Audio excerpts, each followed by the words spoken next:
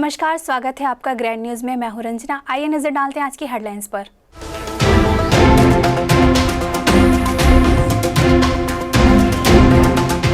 Corona काल में आपदा को बनाया अवसर, कर रहे वैक्सीनेशन की कालाबाजारी।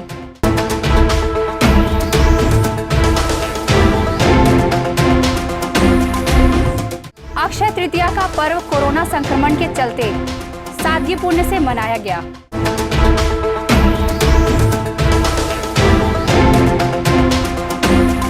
ईद उल फितर का त्यौहार मुस्लिम समुदाय ने शासन की गाइडलाइन का पालन करते हुए मनाया।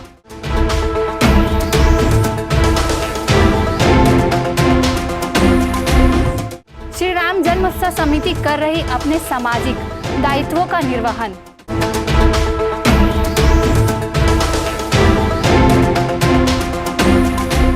ग्रैंड न्यूज में अब खबरें विस्तार से।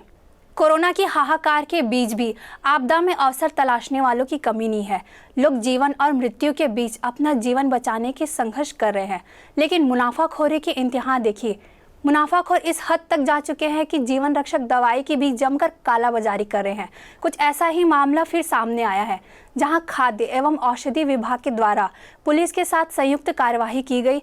आरोपी के पास से 6 नग रेमडेसिविर इंजेक्शन एवं 6 नग ऑक्सीजन मास्क जब्त किया गया।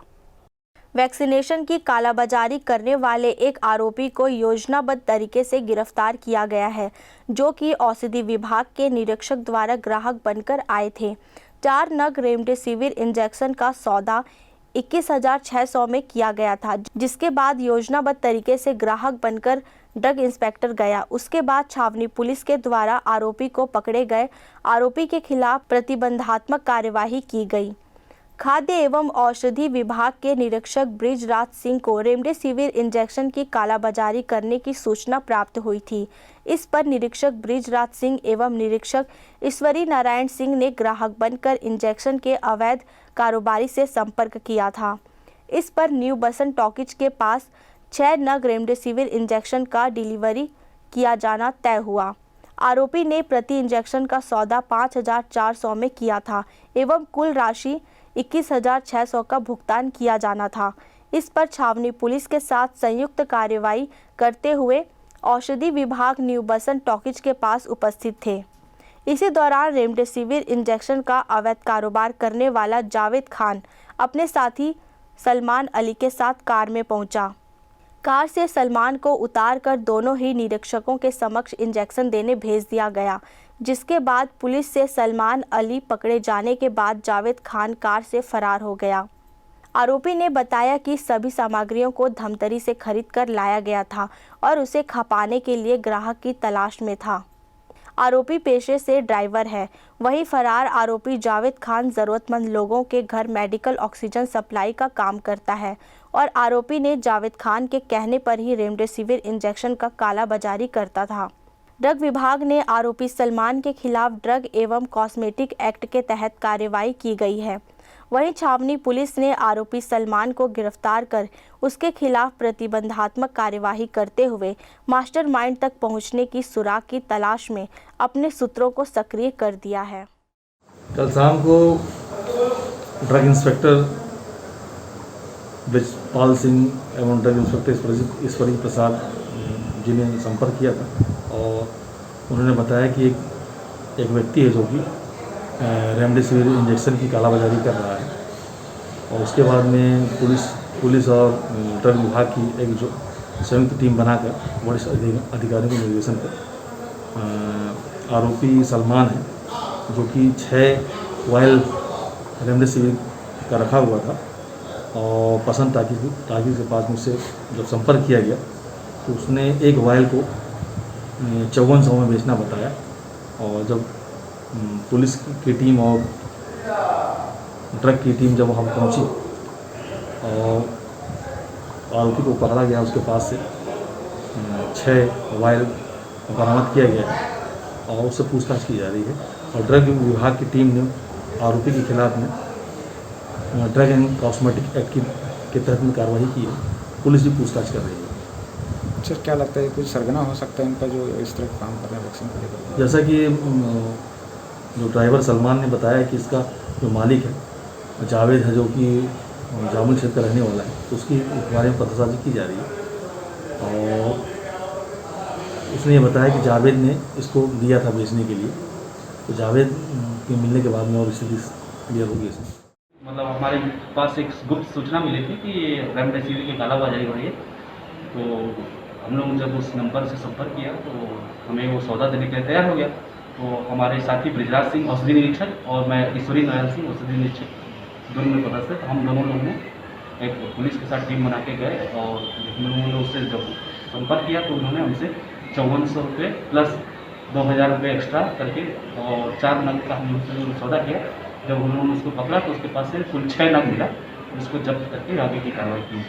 सर पूछताछ में कहाँ से ला रहा था और किसको? अभी उसकी विवेचना जारी है और पूछताछ में उन्होंने कुछ बताया है, लेकिन अभी देखते हैं कि आगे विवेचना करने के बाद कहाँ से आता है, बैच नंबर से हम लोग उसका करेंगे आगे तफ्तीश कि कहाँ से सामान आया, तो उसकी हम आगे आपको जमा करेंगे। किस तरह का कालाबाजारी कर रहा था वो? ये एक्चुअली क्या है, जो देखिए हॉस्पिटल में 3490 रुपये इसकी कीमत है, जिसको ये 5400 रुपये में हम लोग को देने के लिए राजी हुआ। तो ऐसे ही ओवर प्राइस है, प्लस ये इनके पास लाइसेंस नहीं है, तो बिना लाइसेंस के सामान बेचना विक्रय करना एक कानूनन अपराध है। किस तरह का आगे कार्रवाई करेंगे? ये हम लोग अपने औषधि औषधि और प्रसाधन सामग्री अधिनियम में इसको हम जब्ती कार्रवाई की है, उसी में हम लोग आगे कार्रवाई।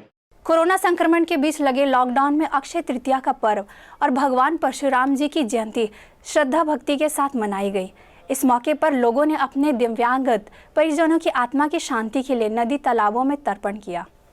राजनांदगांव जिले में अक्षय तृतीया का पर्व कोरोना संक्रमण के चलते सादगी से मनाया गया। छत्तीसगढ़ में इस पर्व को अक्ति के नाम से भी जाना जाता है। आज के दिन अक्ति पानी का विशेष महत्व है और अपने दिवंगत परिजनों की आत्मा के शांति के लिए तर्पण किया जाता है। राजनांदगांव शहर के लोगों ने नदी तालाब पहुंचकर अपने दिवंगत परिजनों की आत्मा की शांति के लिए तर्पण किया और अपने पितरों से कोरोना के खात्मे के लिए कामना की। अक्षय तृतीया के साथ भगवान परशुराम की जयंती भी लोगों ने श्रद्धा भाव भक्ति के साथ मनाया।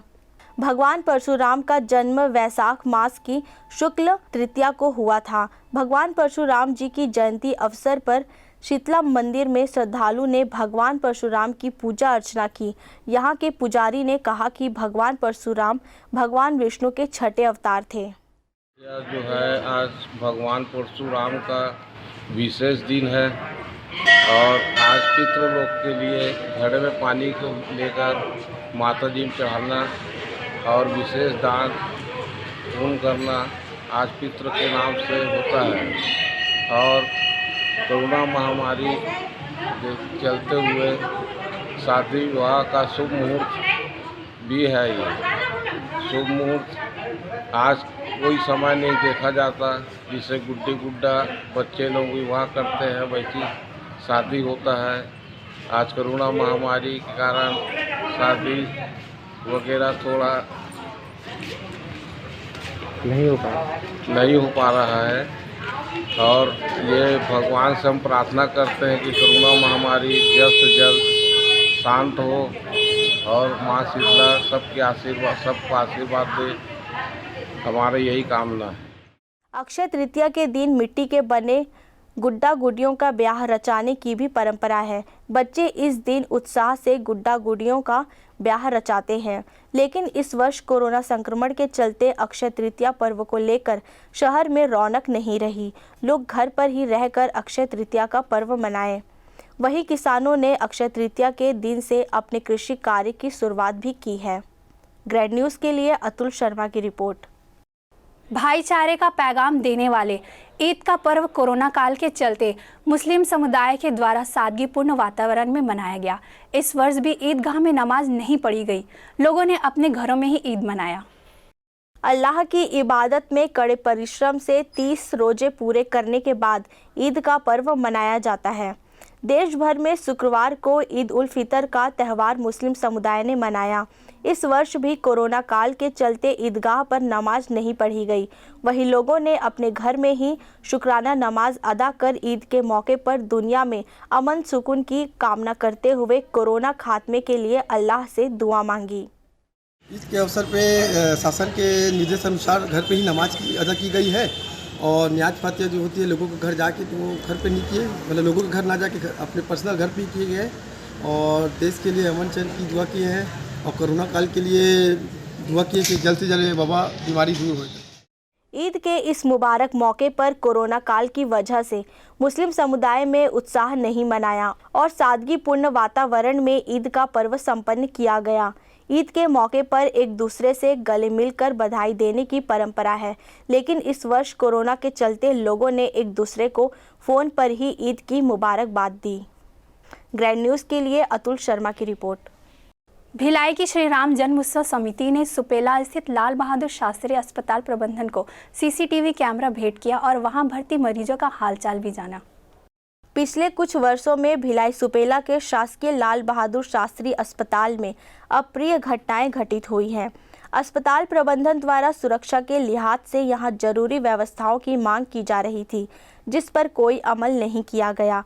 इस पूरे मामले को गंभीरता से लेते हुए श्री राम जन्मोत्सव समिति ने अपनी ओर से एक छोटा सा प्रयास करते हुए अस्पताल प्रबंधन को सीसीटीवी कैमरा भेंट किया। समिति के युवा साथियों ने अस्पताल में दाखिल मरीजों को फल एवं बिस्किट पैकेट भी वितरित किया। जन सेवा के साथ अपने सामाजिक दायित्वों के निर्वहन में समिति के लोग समय समय पर करते आ रहे हैं। कैमरा सीसीटीवी कैमरा वो हम लोगों ने सुपेला अस्पताल में दिया है। ये वर्षों पुरानी मांग थी। यहाँ पे बहुत सारी चीज़ें डॉक्टर की सेफ्टी को लेके, नर्स की सेफ्टी को लेके, और कई ऐसे केस हुए जहाँ पे पेशेंट्स भी यहाँ से गए हैं और लगभग मुझे लगता है 3-4 सालों से सिर्फ बातें हो रही है पर इस पर कोई भी अमल नहीं हो रहा था। तो इस समय में हम लोगों को लगा कि सिक्योरिटी पॉइंट ऑफ व्यू से श्री राम जन्मोत्सव समिति के हमारे जिला अध्यक्ष आदरणीय सेवक राम साहू जी, महिला विंग अध्यक्ष मंजू दुबे जी, हमारे जिला के कोषाध्यक्ष विनोद सिंह जी द्वारा इस पूरे हम लोग जो निरंतर कार्यक्रम के तहत इसमें भी हम लोगों ने लगा कि एक छोटी सी भूमिका हम भी अदा करें और इस अस्पताल को सिक्योर करके रखें। कि कल नर्स डे था, सब लोगों ने नर्स डे मनाया, तो हम लोगों ने भी ये सोचा कि नर्स डे के ही तहत उनकी सुरक्षा का ध्यान रखा जाए और ये सीसीटीवी कैमरा। सुपेला के शासकीय लाल बहादुर शास्त्री अस्पताल में सीसीटीवी कैमरा लगाया गया, ये भी उसी कड़ी का हिस्सा है। ग्रैंड न्यूज़ के लिए अतुल शर्मा की रिपोर्ट। वक्त है एक छोटे से ब्रेक का, बने रहिए ग्रैंड न्यूज़ के साथ।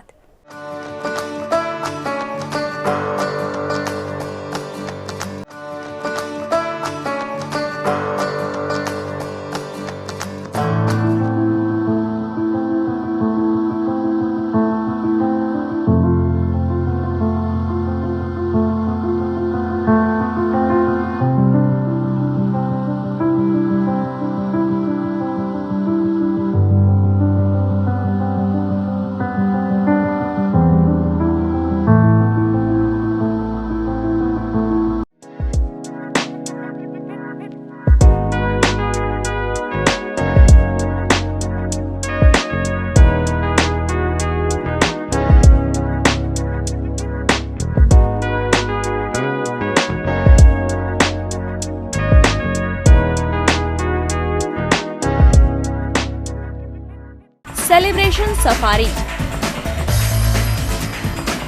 बारनावा पारा वाइल्ड लाइफ सेंचुरी में स्थित खूबसूरत cottage and rooms, Bastar art से सुसज्जित शानदार कॉटेज, सर्व सुविधा युक्त रूम्स, बाथटब युक्त बाथरूम, स्विमिंग पूल, बच्चों के खेलने के लिए पार्क, खान पान की व्यवस्था, प्रोफेशनल सर्विस, सेंचुरी घुमाने के लिए वाहन की व्यवस्था। सेलिब्रेशन सफारी बारनावा पारा। For booking and more details contact 942255070202। मैं जब अपने बालों को कोम करती थी तो मेरे काफ़ी ज़्यादा बाल कोम्बिंग से टूट जाते थे और सीजनल चेंजेस की वजह से डैंड्रफ भी होता था। फैमिली में भी कुछ लोगों को ये प्रॉब्लम थी। तब मुझे मेरी फ्रेंड ने वास्तु गुरुजी हेयर ऑयल सजेस्ट किया, जिसके सिर्फ 2 यूजेस बाद ही मुझे ऐसा लगा जैसे मेरी स्कैल्प क्लीन महसूस हो रही है और सिर्फ 4 वॉशेस बाद ही मेरी हेयर फॉल और डैंड्रफ की प्रॉब्लम ऑलमोस्ट जड़ से खत्म हो गई। और इस ऑयल की सबसे अच्छी बात यह है कि ये होममेड है और उससे भी अच्छी बात यह है कि ये वर्क करता है।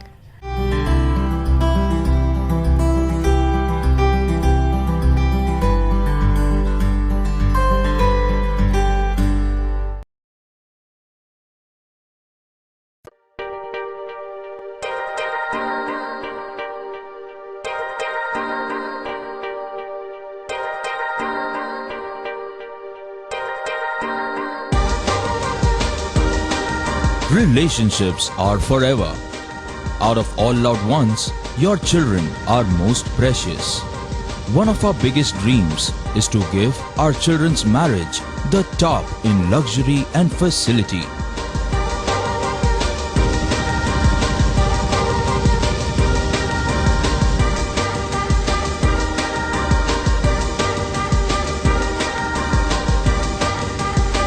In today's busy life, you cannot afford to take time out for everything to be perfect for your marriage.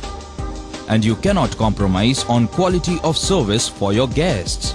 Our customized marriage packages are made just according to your wish.